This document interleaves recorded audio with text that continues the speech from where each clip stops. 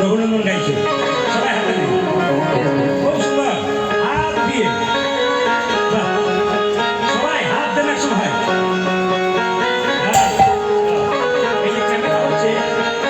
এই যে ক্যামেরা হচ্ছে একটা MK স্টুডিও, একটা অহর্ণাস্টার কীর্তন। আপনার 4 তারিখে দেখতে পাবেন MK স্টুডিও অহর্ণাস্টার কীর্তন। আপনাদের এখানকার গানটা ছেড়ে দিয়েছি, আপনার সুন্দর হাততালি দিলে আপনাদের হাততালিটা উঠবে। আর যদি কেউ না দেয়, দিদি আমি দিনায়ক আমার অভিনয় করেছি, এটা যেন বলতে না হয়।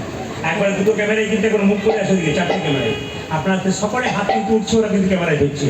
হাত তুলুন, ক্যামেরাম্যান চলে এসছে আপনাদের দেখাবার জন্য যে কীভাবে দেখাবে।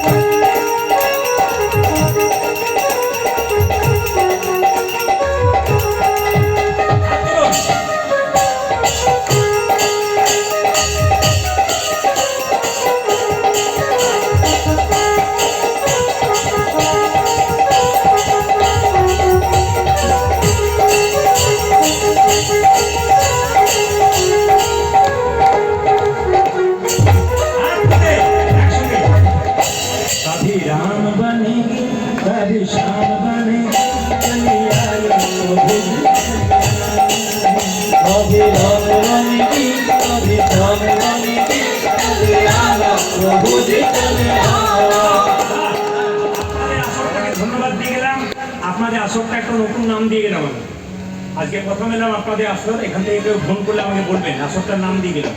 কি নাম দিয়ে গেলাম দেখবেন, টেলিভিশন দেখবেন বা ইউটিউব দেখবেন। আমি একজনের প্রচন্ড ভক্ত, আমার আইডিয়াল।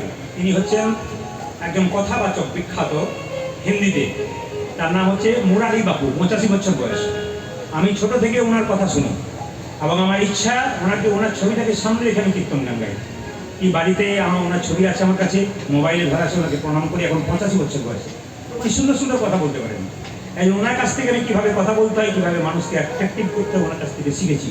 এই জন্য মুরারি বাপু, দেবকীনন্দন ঠাকুর, চিন্ময় বাপু, এরা বিখ্যাত বিখ্যাত হিন্দি কথাবাচক, খুব দারুণ বলে আর কি।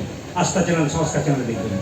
তো আজকে দেখতে পেলাম আমি আপনাদের এই জায়গাটা বর্ধমান জেলাতে, গ্রামটার নাম কিছু আছে নাকি জায়গাটা? কাঞ্চননগর। তো সেটা খুব ভালো। কাঞ্চন মানে সোনা, সোনার নগর। এখানে সোনা অনেক আছে না, সোনা মানে ওই সোনা নয়, ভক্ত সোনা আছে, ভক্ত সোনা আছে। কিন্তু আমি কাঞ্চননগরে একটা নাম দিয়ে গেলাম আজকে, এই আসরটার নাম দিয়ে গেলাম কাঞ্চননগরের আস্থা চ্যানেল। এখানে এলে সবাই ভগবানের প্রতি আস্থা জানায়।